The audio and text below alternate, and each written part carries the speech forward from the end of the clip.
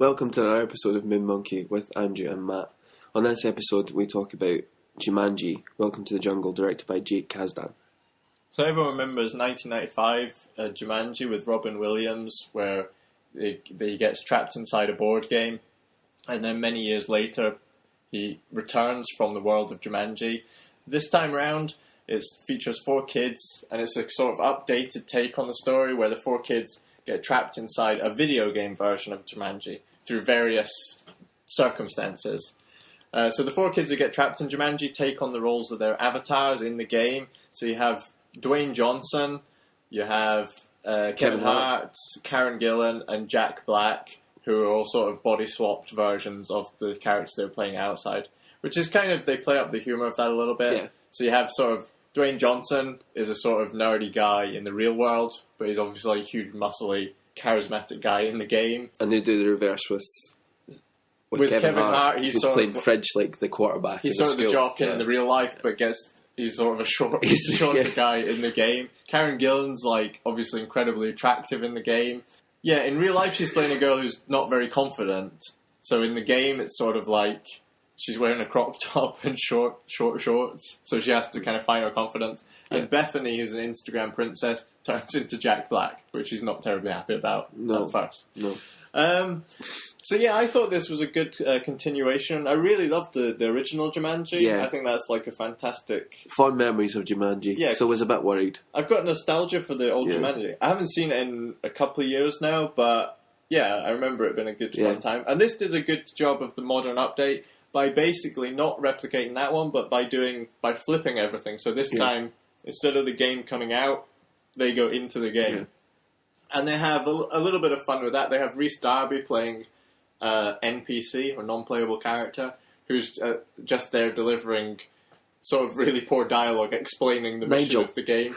Nigel. So basically the idea is, it's like an old PlayStation game. It's like an old-style video game, where it's just a really simple mission. They basically have to get the Jaguar eye back into the Jaguar statue through various trials. So the setup of the thing is so simple, it's very easy to follow, and then they can just play with the comedy of it and the humour of it, I felt. And they really did. Like, they really played on the fact that Bethany was a fat middle-aged guy a lot. That was most of the jokes. And that The Rock is smouldering. That was the running joke. That was his special ability in the game. He could smoulder. And he does smoulder. He does smoulder. He does a couple of times. And the Karen Gillan's character has dance fighting. Where she just dances and distracts everybody and most of the audience as well. But yeah, I thought it was good. I was kind of worried for this film because I thought it was going to be bad from the trailers. Yeah. Just the humour didn't seem like my kind of thing. And I do have to say, nothing's going to really shock or surprise you in this movie, and there's nothing really deep. It is just like a fun fantasy popcorn movie. Uh-huh. But I think it has sort of wide appeal. Like, we saw it with a pretty big audience, and everyone was laughing along with it. Like, everyone seemed to enjoy it. There was some moments, I think, like, the humour didn't really hit home with everybody. But overall, I think, like, people enjoyed it, and it was just a fun movie. Yeah. And I really... But it's sort of that, it's a broad sense of humour, and also the jokes are coming pretty thick and fast. So it's like, if you didn't like it, they do something else in a couple of minutes. Yeah, I feel like it didn't hit with all its humour, but it was like a fun movie, and it was all 4 of the main people were really good. Like all 4 of those actors were really. Some of the action sequences I thought were quite good as well. It was just having fun with itself, I think. And also it helped the movie. The fact that it was meant to be set in a video game, you could actually forgive it for like the poor CG.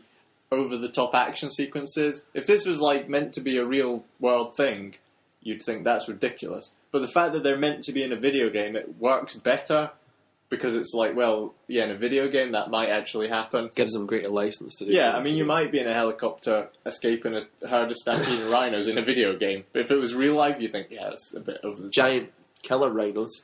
Yeah, it has a lot of sort of odd sequences like that, and a joke about there being a cutscene when they cut away to what the villain's doing. Yeah, they do a lot of video game humour. Yeah. Not many movies you can say that about. Maybe the best video game movie. Maybe. Top 5 video game movies? We'll do that one day. But no, they were all really good. And the acting was really good as well. Yeah. I thought, like, for the most part, they did a good job of playing, like the main actor did a good job of playing the characters who they were in the real world in those bodies. Yeah. Well, so yeah, it was like Freaky Friday or, those films where it's like two people exchange positions. Because The Rock is like playing that small, weedy Jewish kid in the video game. Or like that manner of speaking. Yeah. And Jack Black's talking like a beautiful blonde lady.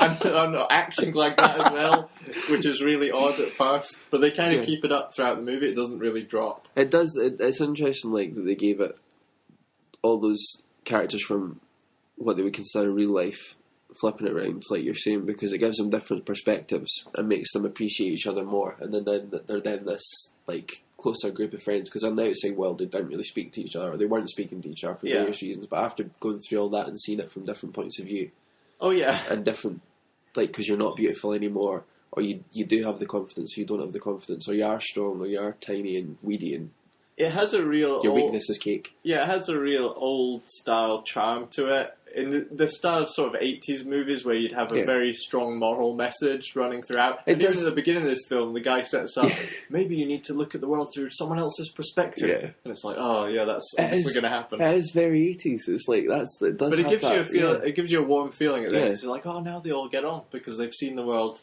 through the other perspectives. Yeah. So I did like that.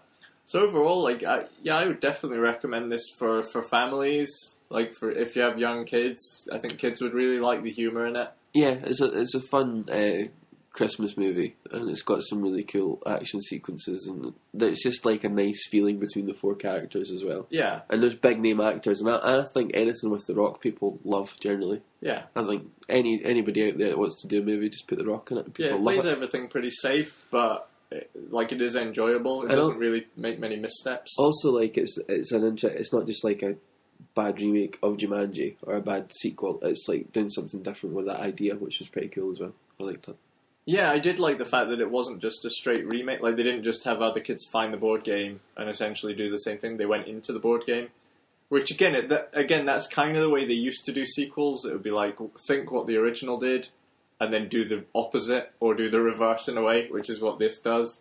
So yeah, that was quite interesting. It was sort of an interesting update. This was my issue with it. I thought it was going to be an update, but like too modern. Like, the humour would be too modern, or it would be too sort of satirical, and sort of making fun of the original in a way, being naff. Which I wouldn't have liked. They were very respectful of it. They were like, God, this is Parrish's house. Like, that's the thing. They were respectful of the original, and also they weren't afraid to just be sentimental with it. Yeah. It wasn't like... Nowadays, nowadays everything's often quite cynical, and that's what I thought this would be, but it's like heartfelt, and they really are genuinely just having fun and trying to make a fun family film. So yeah, I would definitely recommend it. Yeah, so everybody loves Jumanji here, but we don't want to be in the video game. Don't forget to like and subscribe, and we'll be back next time with another review.